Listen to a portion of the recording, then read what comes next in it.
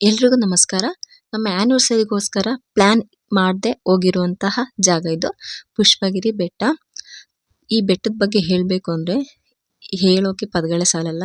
ಪ್ರತಿಯೊಂದರಲ್ಲೂ ಪರ್ಫೆಕ್ಟ್ ಆಗಿದೆ. ಮಕ್ಕಳಿಗೆ ಆಟ ಆಡೋದ್ರಿಂದ ಹಿಡಿದು ಕೆಫೆಯಿಂದ ಹಿಡಿದು ಪೂಜೆಯಿಂದ ಹಿಡಿದು ಸ್ವಚ್ಛತೆ ಹಾಗೆ ಊಟದ ವ್ಯವಸ್ಥೆ ಪ್ರತಿಯೊಂದರಲ್ಲೂ ತುಂಬಾ ಪರ್ಫೆಕ್ಟ್ ಆಗಿದೆ ಅನಿಸ್ತು ನನಗೆ ಈ ದೇವಸ್ಥಾನ.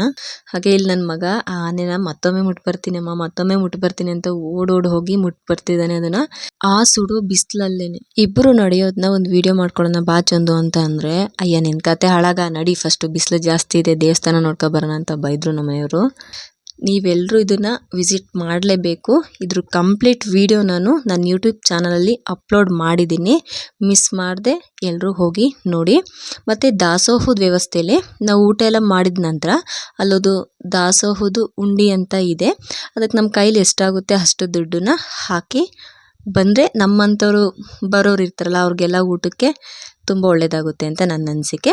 ದೇವರು ಎಲ್ಲಿ ನೆಲೆಸಿರ್ತಾರೋ ಆ ಜಾಗದಲ್ಲಿ ತುಂಬ ಹೆಚ್ಚಾಗಿ ಬೇವಿನ ಗಿಡಗಳಿರ್ತವೆ.